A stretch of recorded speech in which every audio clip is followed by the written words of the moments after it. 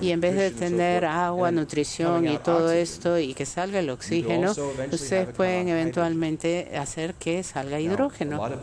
Mucha gente habla de la economía del hidrógeno para el transporte y para muchas cosas.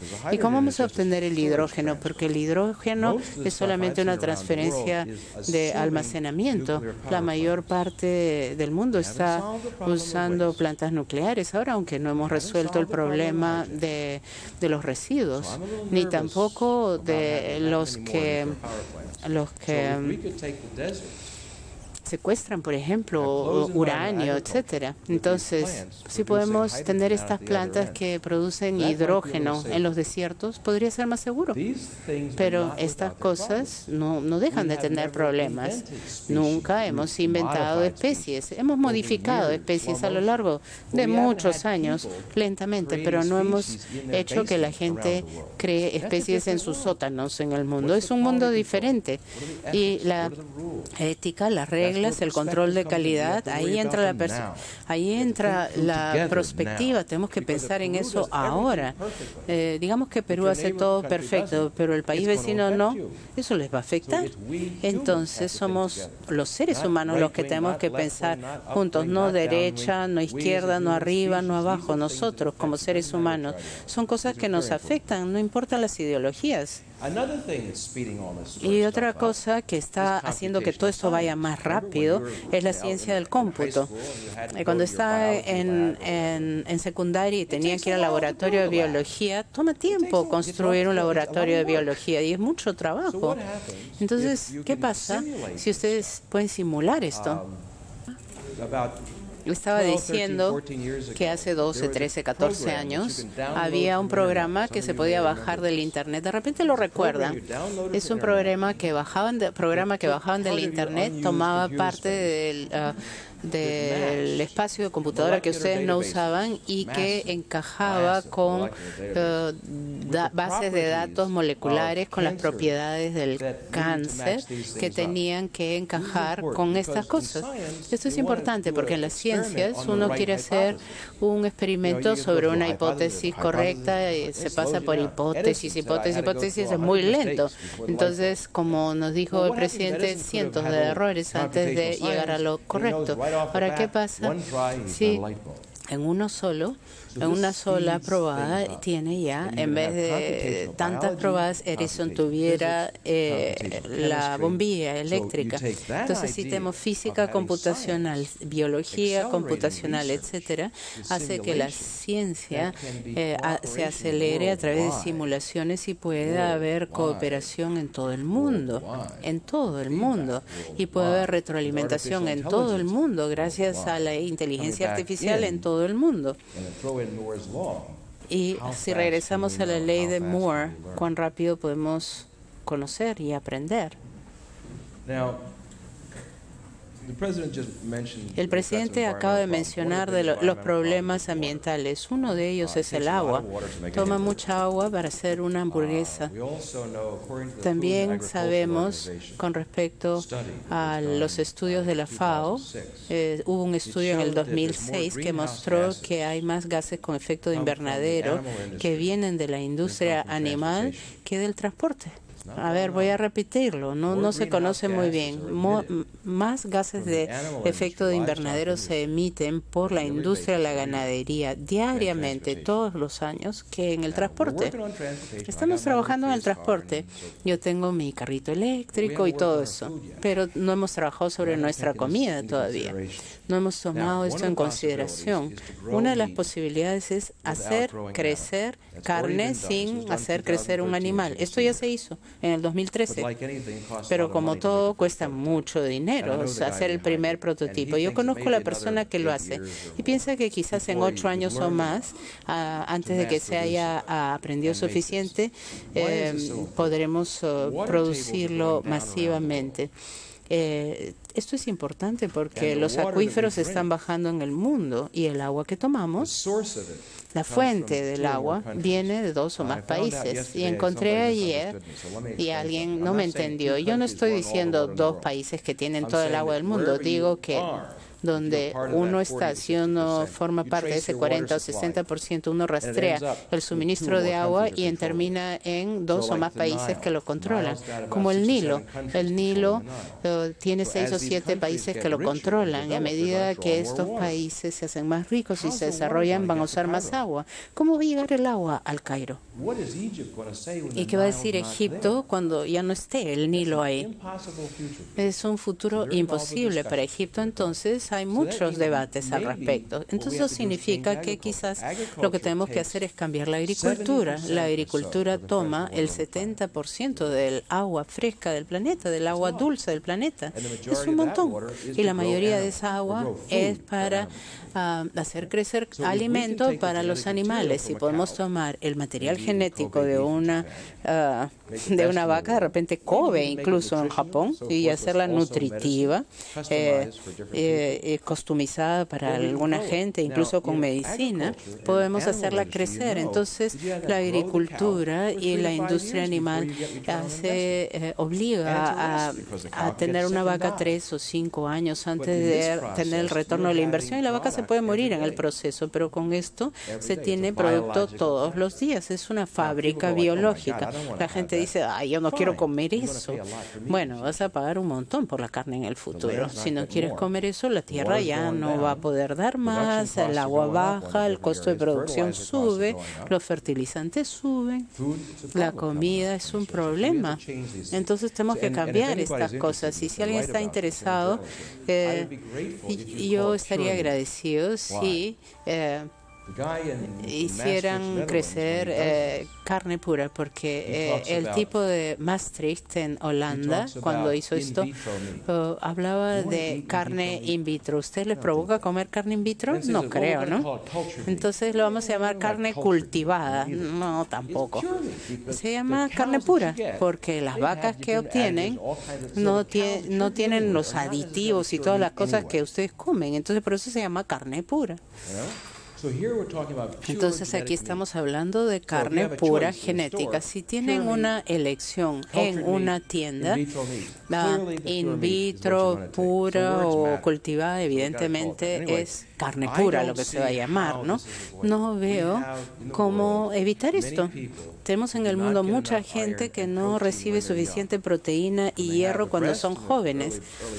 Primero se amamantan y tienen suficiente proteína y hierro, pero cuando tienen 3, 4 o 5 años no. Su mano no está suficientemente desarrollada para obtener la mezcla correcta. La gente pobre, sobre todo en África. Si podemos conseguir algo de esto y se produce localmente en todas partes del mundo, entonces la persona pobre promedio puede recibir hierro y proteína.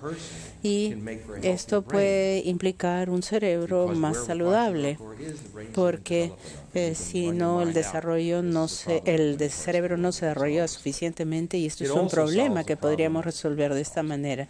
También reduce el problema de los gases con efecto de invernadero, el riesgo ambiental, la demanda de agua. Entonces las ciudades pueden recibir más agua porque hay un pleito entre la urbe y el campo. Esto es grande para cambiar esto. Y para los ambientalistas, fíjense cuánta tierra se usa y cuánta energía se usa. El puntito de ahí abajo es carne cultivada o carne pura, y arriba la grandota es la hamburguesa de carne normal. Entonces 2.000, 3.000 millones de personas más habrá en 35 años, y es una gran demanda de carne. ¿De dónde va a venir? Y además, probablemente vamos a ser más ricos que lo que la gente piensa, porque los medios de producción cada vez más en el futuro han sido ya redistribuidos antes de que la gente supiera que eran medios de producción, y ese es el Internet. De repente se acuerdan de CareNet. Yo la creé. Enganchamos a un montón de países y el mundo entró en el Internet tan rápido y tan barato porque se empaquetaba el material, se subía a un satélite. El tiempo de satélite es muy pequeño, mientras si te hablo por teléfono, el satélite tiene que estar abierto todo el tiempo, es muy caro. Pero si son solamente paquetes de datos, no es nada, es por eso que es barato. Entonces podremos crear más riqueza debido a esto. Cuando la gente se hace más rica, incluso en India la gente come más carne. Entonces las fuerzas que existen harán la situación de la carne mucho más difícil en el futuro. El primer producto comercial probablemente no será carne, quizás sea cuero, porque es el mismo principio, hacen piel, hacen músculo, no importa, pueden hacer distintas partes del cuerpo. Entonces, el cuero no se lo tiene que comer uno, ¿no? Espero. Y ese probablemente sería el primer producto. Hay una nueva compañía que se llama Second Harvest. Las carteras Gucci, los zapatos serían como, no sé, cuero verde o no sé cómo quieren llamarlo. Dejen que su imaginación fluya. ¿Cuántos otros productos pueden hacer simplemente con material genético en vez de todo el proceso agrícola? Y por supuesto el todo, teleeducación, telemedicina, lo que sea, y redes semánticas. Esto se puede predecir muy fácilmente. Uno de los ejemplos es la ropa. Ustedes pueden ponerse ropa así bien pesada, grande, pero con las nanofibras, estas nanofibras van a poder dar una miradita dentro de su cuerpo. Hay militares que están trabajando en esto y la razón es la siguiente. Alguien está herido en el campo de batalla, viene un helicóptero y si la persona en el campo de batalla tiene un problema en la columna vertebral, no hay que moverla, porque si no puede morirse. Pero ¿cómo saberlo? No sabemos. Pero con el nuevo material, gracias a las telecomunicaciones, el helicóptero toma la señal y pueden ver adentro. Entonces, cuando aterrizan, saben exactamente qué está ocurriendo y se preparan. Con mucha tecnología comienza con los militares, pero después viene al resto de nosotros. Imagínense que van a ir a una aerolínea y dicen, disculpe, no puedo darle su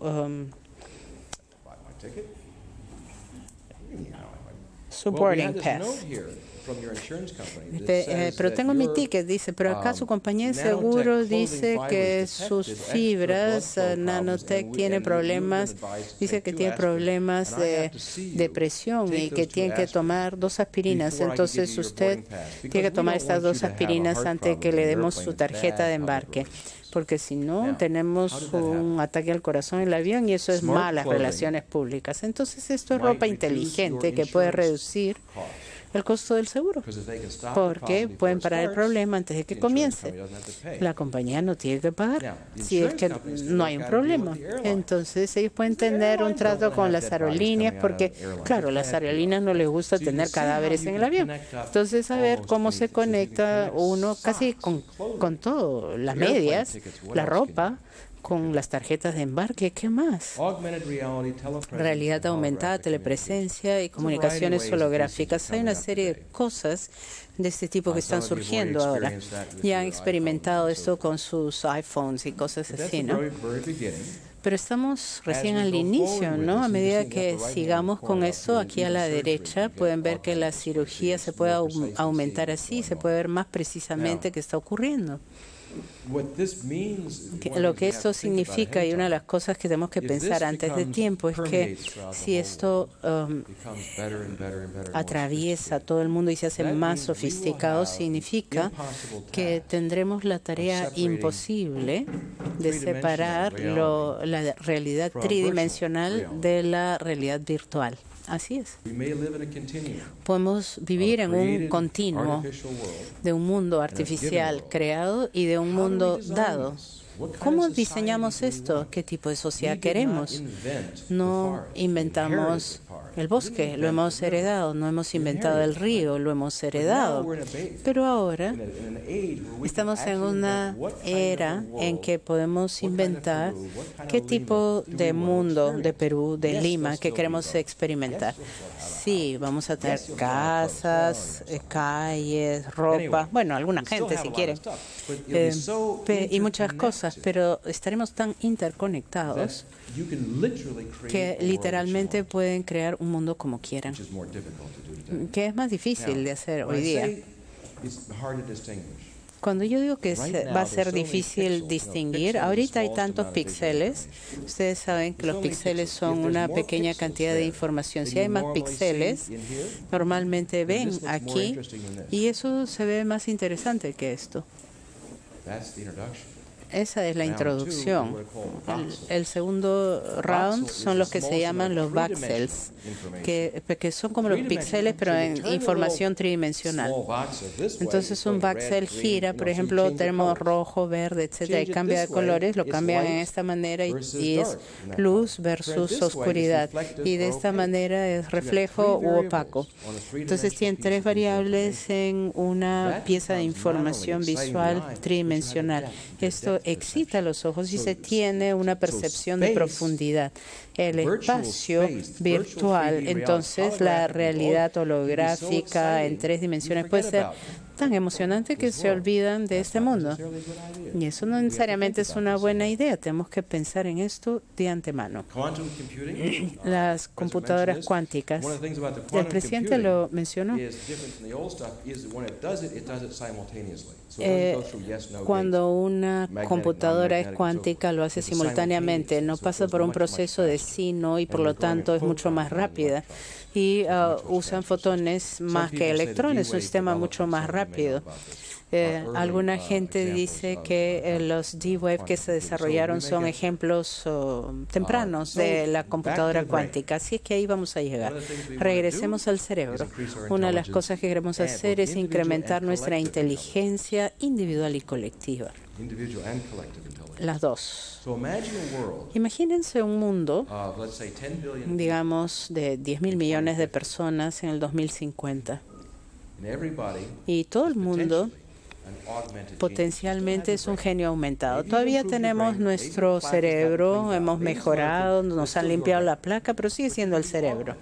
Pero se puede aumentar el cerebro. Por ejemplo, si uno tiene lentes de contacto, si uno tiene aumentación de uno mismo o sensores, etcétera. ¿No somos acaso un genio aumentado, esencialmente? Una definición de un genio, por ejemplo, es resolver más problemas en menos tiempo. Entonces, si uno puede hacerlo, no, es un genio funcional. ¿Y cómo es un mundo así, con 10.000 millones de personas que funcionan como si ellos fueran Albert Einstein? Una idea loca. Ahora regresemos a su infancia. Y si ustedes dicen, bueno, en ciencia ficción, un día vamos a hacer cualquier pregunta y inmediatamente tendremos la respuesta en el mundo. Todo el mundo decía, nada que ver, pero hacemos eso todos los días con Google. ¿Y cuánto nos cuesta? Nada. Nada. Absolutamente nada. En los 70 hablé con un economista y me dijo, bueno, tú eres un joven interesante, pero no entiendes nada de economía, imposible tener un sistema así. Y miren, ahora lo tenemos. Y lo hemos tomado como dado. ¿Y cómo sería si fuéramos genios funcionales? ¿Qué tipo de sistema económico sería? Ahorita trabajamos con la escasez de una manera o de la otra, capitalismo o comunista. ¿Y qué pasa si ese es el mundo en que estamos entrando? Comunismo, socialismo, capitalismo, eran sistemas de la era industrial temprana y ya no estamos ahí ahora. Hay fuerzas más grandes que cambian el mundo que no son propiedad de nadie. La no propiedad es un nuevo principio en la economía. Ustedes tienen propiedad privada, colectiva, gubernamental, cooperativa, pero nunca hemos tenido no propiedad. No propiedad. Ese es el músculo del futuro. Claro, sacas dinero de tus aplicaciones, etcétera, pero los medios de producción se han hecho comunes. Hemos creado medios de producción comunes. Hemos evolucionado. ¿Cómo volvernos más inteligentes como individuos? Todas estas cosas se añaden, se acumulan y vale la pena probar. Hay que responder a la retroalimentación. Si recibimos retroalimentación y no respondemos, eso nos hace más estúpidos. La sobrecarga de información nos hace estúpidos.